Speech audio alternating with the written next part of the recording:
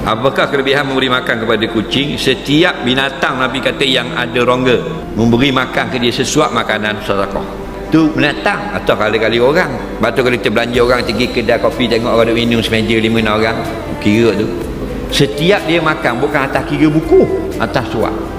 Dalam hadis kata luqmah, satu suap.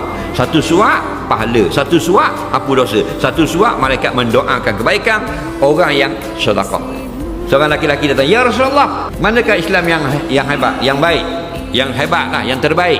Nabi kata, "Tut'imu ta'am." Antara Islam yang terbaik, beri orang makan, belanja orang makan. Jadi kalau beri makan ke orang dah Islam terbaik, dah makan binatang pun masuk dengan sedekah. Kita nak kucing mari kaki, kita makan si lemak.